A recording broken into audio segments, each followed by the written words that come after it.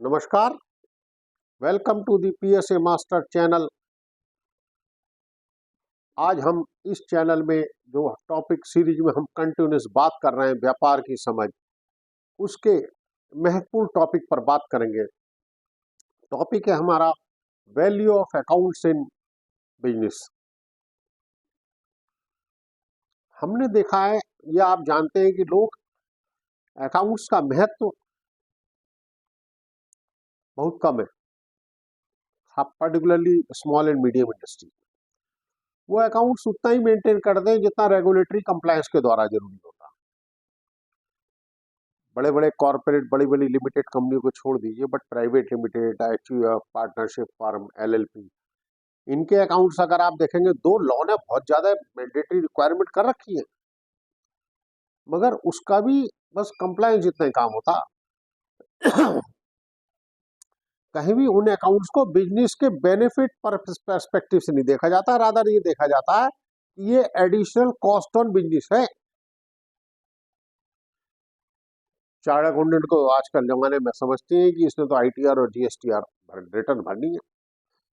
Return भरना chartered accountant का काम नहीं है, लेकिन अब क्या करें, कंट्री में बिजनेस ग्रो नहीं कर रहा, तो चार्टर्ड अकाउंटेंट को भी अपनी रोजी रोटी चलानी है, उन्हें ये काम करना पड़ता। अकाउंट्स का महत्व इसलिए है, जिस बिजनेस का मुनीम अच्छा नहीं होगा वो बिजनेस का फेल होना निश्चित है। Remember my words. आपने सुना होगा बड़े बड़े रियल एस्टेट वाले, भूषण स्टील, जो ये आईबीसी कोड आया, ये केवल पुअर अकाउंटिंग के कारण ये लोग फेल हुए। या तो इनके अकाउंटेंट अच्छे नहीं थे, या इन्होंने अकाउंट्स अच्छे मेंटेन नहीं कराए, या अपने अकाउंटेंट अच्छे थे तो उनकी सलाह नहीं बनी। पुराने जमाने में कहावती अकाउंट्स में कहते थे, पहले लिख पीछे दे, भूल पड़े तो कागज से ले।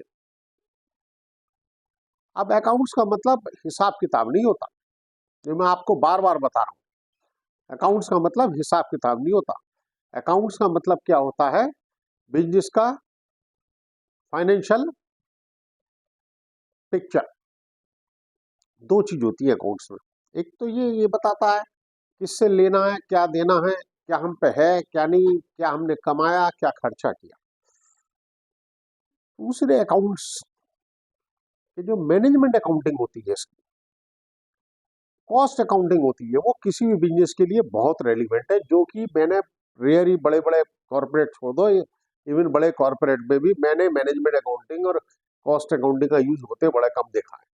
बड़े बड़े इंडिया के बिग कॉर्पोरेट की बात बता रहा हूँ। वो केवल गवर्नमेंट के सपोर्ट के सारे बिजनेस चलाना चाहते हैं।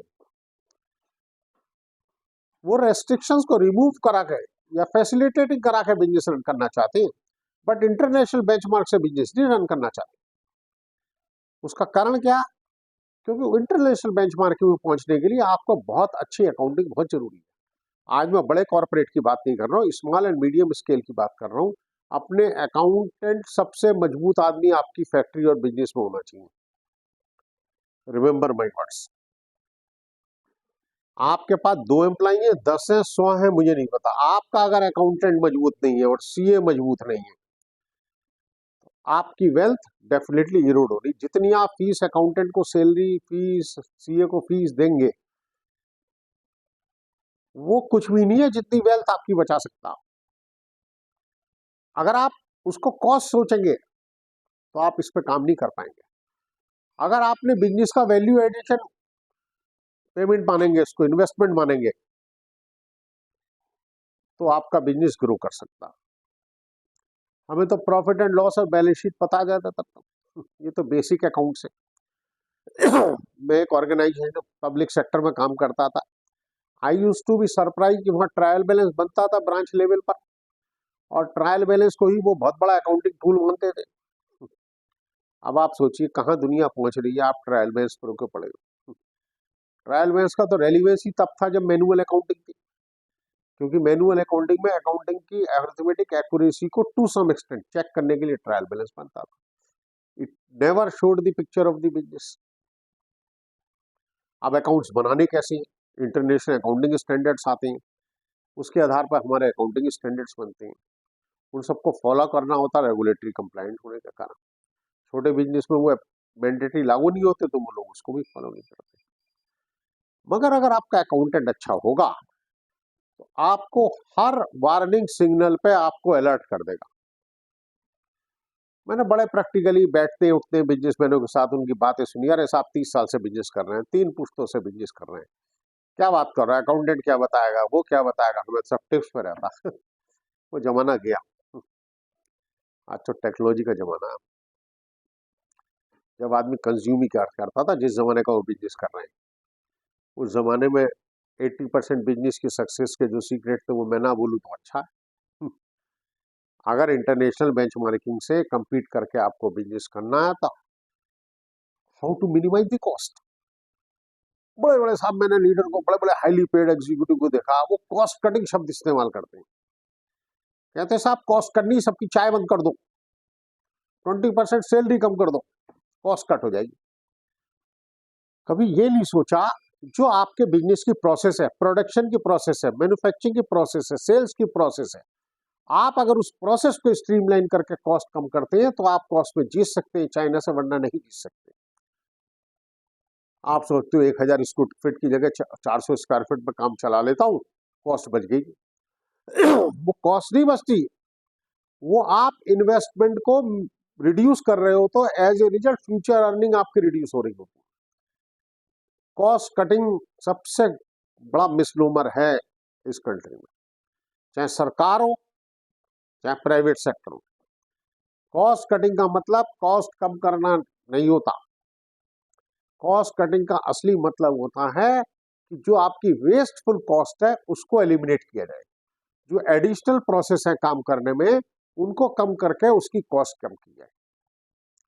फिर प्रोविजंस फॉर फ्यूचर नहीं करते लोग, टेक्नोलॉजी चेंज। अब देखिए रेलवे हमारे सामने, हमारे रेलवे में मुझे ध्यान है जब माधवराव सिंधिया जी रेलवे मिनिस्टर थे तो उन्होंने पहली बार देखा कि 40-50 सालों से हमारे यहाँ ट्रैक्स को चेंज करने के लिए प्रोविजन ही चेंज नहीं हुआ। एज ए रिजल्ट हम लोग ट्रैक्स चेंज नहीं कर पाते, गाड़ी तेज स्पीड वाली भी तेज स्पीड वाली नहीं चल सकती उतनी स्पीड पर। सिमिलर रोड्स का कारें आ रही, BMW मर्सिडीज, रोड पे पता चला कार वाला तो कहता 300 किलोमीटर चलाओ, मगर 100 किलोमीटर से ऊपर चलाते टायर बस्ट हो जाता, क्योंकि road is not compatible for that speed. Accounts का वैल्यू और गवर्नमेंट में तो बड़ा साफ फिला हुआ है।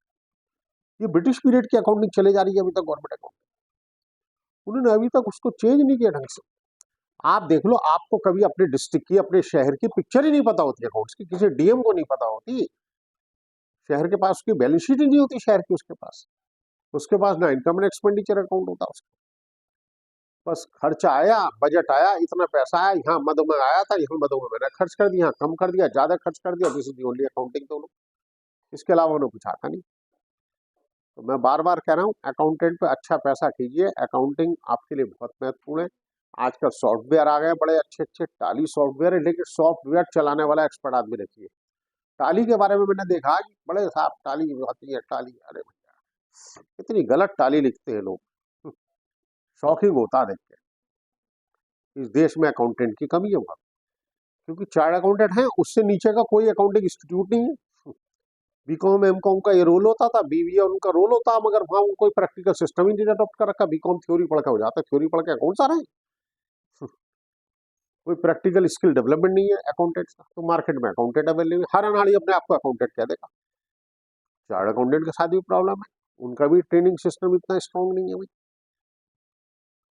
तो टाली का बहुत दिक्कत है, टाली में गलत एंट्री होती है, गलत चीज होती है, उससे पता नहीं चल पाती, उससे टैक्स लाइबिलिटी और जीएसटी लाइबिलिटी की बात छोड़ दो। मैं तो बिजनेस पर्सपेक्टिव से बात कर रहा हूँ कि अगर बिजनेस को फास्ट ग्रो करना है, इंटरनेशनल बेंचमार्क से फास्ट ग्रो करना है, याद रखो लोग कहते हैं साहब चाइना दिक्कत क्या है, इंडिया में भी लेबर सस्ती है, चाइना से ऐसा नहीं है, सब कुछ सस्ता। हम चाइना से 50% कॉस्ट पर हर माल बना सकते हैं। चाइना लोहा हमारे से लेता, रॉ मटेरियल्स हमसे ले जाता, फिर चाइना कैसे सस्ता बना रहा? हमारे प्रोसेस स्ट्रीमलाइन नहीं हो रही ना, गवर्नमेंट को भी नहीं पता देश का बिजनेस कैसा बढ़ाया जाए। आत्मनिर्भर है, बड़ी अच्छी स्कीम है साहब, मगर आत्मनिर्भर में देखो तो सही है, नोएडा अथॉरिटी और ग्रेटर नोएडा में भी स्कीम निकली, कितने हैवी प्राइस पे निकली है। अरे इंडस्ट्री जमीन से वो चलती है, इंडस्ट्री मशीन से चलती है, अगर जमीन महंगी होगी तो सारी पूंजी जमीन में लग गई तो मशीन के लिए और आदमी के लिए बचा क्या? और ये सबसे बड़ी दिक्कत आ रही है कि प्रोजेक्ट की कॉस्ट का 80% लैंड खा जाती है। ये तो सरकार को सोचना चाहिए कि लैंड इंडस्ट्रीज को कैसे मुहैया कराए। वो सिंपल बेच के प्रॉपर्टी डीलर की तरह अपना चले जाते हैं, अथॉरिटी अपना प्रॉपर्टी डीलर की तरह बेची जमीन और भूल गए क्या इंडस्ट्री काम है नहीं काम है। नाम है Noida industrial development authority, UP state industrial development authority. समझे साहब? इंडस्ट्रियल डेवलपमेंट का मतलब लैंड डेवलपमेंट नहीं। बताओ इंडस्ट्रियल डेवलपमेंट के लिए क्या कर रहे हैं? कुछ नहीं हो रहा। लैंड डेवलपमेंट के लिए हो रहा, लैंड की कीमतें बढ़ाई जा रही, लैंड बेच के लोग कमा रहे हैं पैसा, तो प्रोडक्शन कहां से हो जाएगा सस्ता? मुझे तो आश्चर्य होता है कि लैंड जो है पैसों पर दी जा रही इंडस्ट्रीज को। आप तो उसके सेल्स का 1% फिक्स कर ले, बोले लैंड के कारण क्या हो रहा, लेता फैक्ट्री आदमी इलेक्ट्रॉनिक इंडस्ट्री के, वहां पर पता चला उसकी शॉप चल रही होती है पंसारी की। अलॉटमेंट किसी काम के लिए होता हो किस दिया, तो देश का इंडस्ट्रियल डेवलपमेंट तो घुस गया और इसका कोई रिव्यू सिस्टम नहीं है सरकार के पास। सरकार ने आज तक कोई चेक नहीं किया कि अगर मैंने कोई इंडस्ट्री अलॉट करी थी आईटी के लिए, वो आईटी के लिए काम कर रही नहीं कर रही। और चेंज अगर मैंने किया आईटी का बिजनेस, क्या वो जेन्युइन रीजन था? आपकी प्लानिंग गलत थी या तो गवर्नमेंट के अकाउंट्स वीक होने के कारण है। सरकार के पास अकाउंट का कोई व्यवस्था ठीक नहीं है देश में। और प्राइवेट सेक्टर के लिए, बिजनेसमैन के लिए मेरा भी चैनल है, तो मैं बिजनेसमैन को बार बार रिक्वेस्ट करता हूँ, मान्यवर अकाउंटेंट अच्छा रखो। अकाउंटेंट चमचा नहीं होना चाहिए तुम्हारा, अकाउंटेंट सख्त होना चाहिए तुम्हारा, जो तुम्हें डांट भी दे, जो तुम्हें राइट टाइम पर शोर बचाए, वही आपका बिजनेस ले जाएगा आगे।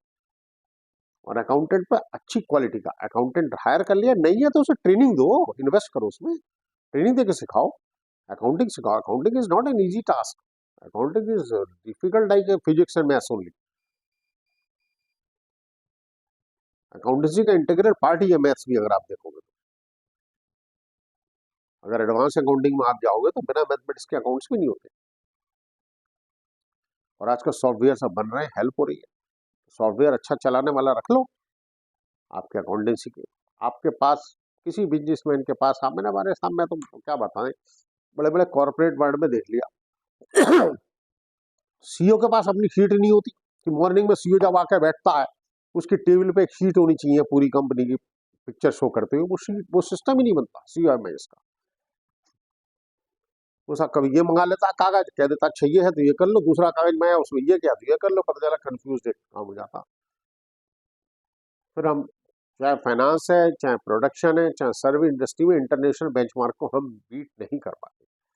उसका सबसे बड़ा कारण है कि ये भी है पुअर अकाउंटिंग। अकाउंटिंग को कॉस्ट माना, accounting is not cost, accounting is value added for your business.